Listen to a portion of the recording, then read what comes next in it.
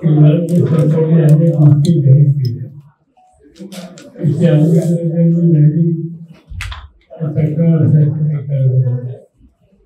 आणि साधारणतः माझा जो अनुभव आहे की आमदार सत्तेत आता वाढल्याच्या नंतर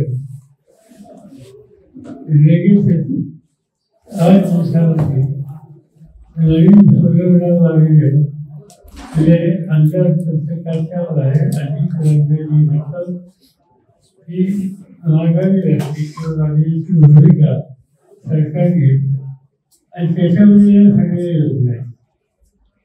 अंदाज पत्रकाचा अर्थ काय? अंदाज पत्रकाचा अर्थ वर्षभर राज्य सरकार जे विविध प्रकारचे कार्यक्रम घेऊन राज्य चालू इच्छितो त्यासाठी लागणारा अर्थकारणाचा विषय हा अंदाज पत्रकाच्या मागणीतून पुरवतो.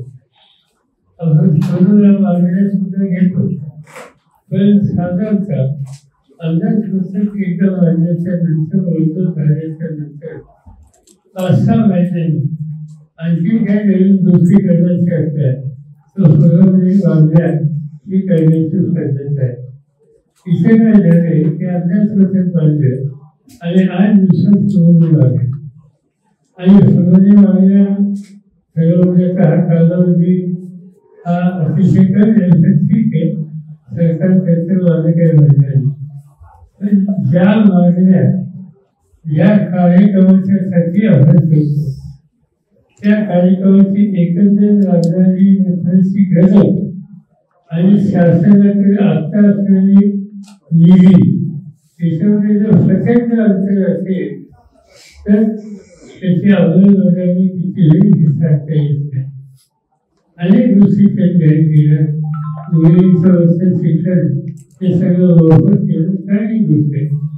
मला शैक्षणिक संस्थांची चिंता आहे आणि मोफत शिक्षणाचा सगळा खर्च सरकार देणार हे सरकारने जाहीर केलं. आणि आत्ताच लक्षण मान्याच्या संस्थेमध्ये आपल्याला अनुभव आहे की 5 वर्षात 2 वर्षाचं निर्णय त्याचं अनुदान हे अद्याप आलेलं आहे. आता या लहानशा संस्थेमध्ये 2 वर्ष अनुदान द्यायला सरकारला उशीर होतो. ते सवलत राज्यामध्ये सगळ्या मुलींच्या शिक्षणाच्या सवलतीचे जे खर्च आहे ते वेळेत करण्याची सरकार त्यांचं नाही मिळालं ते शैक्षणिक संस्था चालवणं हे अडचणीचं होत होते. पण हे सगळ्या गोष्टी जाहीर केल्या तर बघूया काय काय त्याच्यात होतं. साहेब दुपारी त्यांनी घोषणा केली आणि रात्री GR काढला, त्यामुळे महिलांची गर्दी झाली आणि आता पुन्हा त्यांनी नियम बदललाय, त्याबाबत काय म्हणाल आपण? असं आहे की गर्दी होणार. माझं तर सगळ्या महिलांना ते सामाजिक जीवनात काम करणार आहे सगळ्यांना आव्हान आहे की या महिलांना योग्य मार्गदर्शन करा, त्यांना फॉर्म त्याचा भरून द्या, त्यांना त्या केंद्रावर घेऊन जा आणि त्याचा फॉर्म सादर करा. समाजाच्या सार्वजनिक जीवनात काम करणाऱ्या सगळ्या घटकांनी हे काम सुरू 10 दिवसात करावं की हे सगळ्या महिलांचे फॉर्म भरून सरकारकडे दाखल करेल. वाघनख्या ह्या इंग्लंडवरून आणल्या जात आहेत त्याबाबत काय तुमचं मत?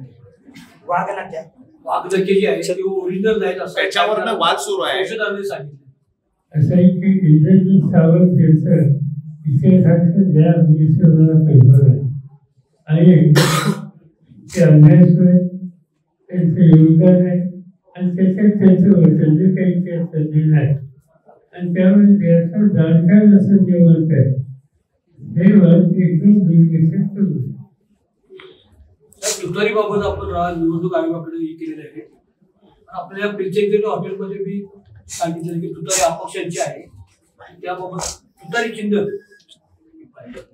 नाही निपाणीचा विषय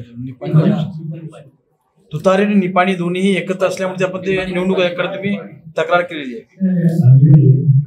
पिपाणी निपाणीचं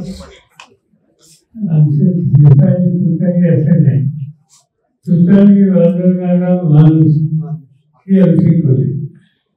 त्या खोलीचा गैरप्रचार काही लोकांनी केला आणि त्याचा परिणाम मतदारांवर झाला.